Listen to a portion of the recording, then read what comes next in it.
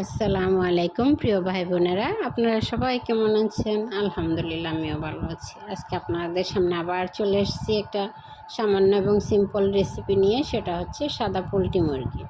এটা আমরা সবাই তেমন একটা পছন্দ করি না, অনেকেই আবার অনেকেই খুব পছন্দ করি। আমার ছেলেটা খুব পছন্দ করে, সেই জন্য আমি অল্প করে বাচ্চাটার জন্য একটু অল্প করে রান্না করব।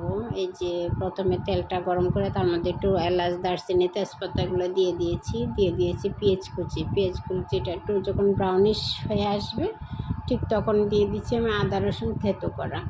আসলে আমি আজকে কারেন্ট ছিল না, ব্লেন্ড করতে পারিনি, সেই জন্য একটু থেতো করে দিয়েছি ফ্রেশ মশলাগুলো সব। আর দিয়ে দিয়েছি হলুদের গুঁড়া, ধনিয়ার গুঁড়া, মরিচের গুঁড়া আর মাংসের মশলা, রাঁধুনির মাংসের মশলা। আমার ধনিয়ার সাথে কিন্তু জিরা, মরি, রাঁধুনি এগুলো সব মিক্স করা আছে। যে মশলাটা আবার সুন্দর করে কষায় নিয়েছি অনেকক্ষণ সময় নিয়ে। ফ্রেশ মশলা দিতে হবে। তারপর কষানোর পরে দিয়ে দিলাম চিকেনটা। আমি চিকেনগুলো দিয়ে দিলাম। চিকেনের সাথে একটা মিডিয়াম সাইজের আলুকে আমি কিউব করে কেটে রেখেছিলাম, সেটাও দিয়ে দিলাম। দুইটা দিলাম ছোট ছোট কাঁচা পেঁয়াজ।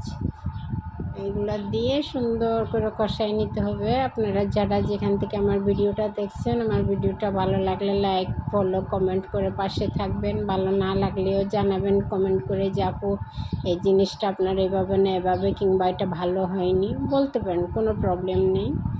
এই যে আমার রান্না প্রায় শেষের দিকে, প্রায় রেডি। আমি তেমন একটা শুকনা করব না, একটু গ্রেভি হালকা ঝোল রাখবো, কারণ আমার বাচ্চাটা শুকনা ভাত খেতে পারে না, ওর ঝোল হালকা ঝোল লাগে। আর না হলে ডাল রান্না করতে হয়, যেহেতু আমি আজকে ডাল করিনি, আজকে শুটকিটা রান্না করছি, সেটাও শুকনা। আমি চিকেনটাও যদি শুকনা করি তাহলেও খেতে পারবে না, সেই জন্য একটু হালকা ঝোল রেখেছি। যে আমার রান্না রেডি। আমি একটু পুদিনা পাতা দিয়ে সব পরিবেশন করে নিচ্ছি। যে আমার বাটিতে বেড়ে নিচ্ছি। মাশাআল্লাহ, দেখতে অনেক সুন্দর হয়েছে এবং খেতেও অনেক মজা হয়েছে। আপনাদের ভালো লাগলে এইভাবে করে একবার ট্রাই করতে পারেন এবং দোয়া করবেন আমি যেন পরবর্তীতে একটা সুন্দর ভিডিও নিয়ে আবার আসতে পারি। আলহামদুলিল্লাহ।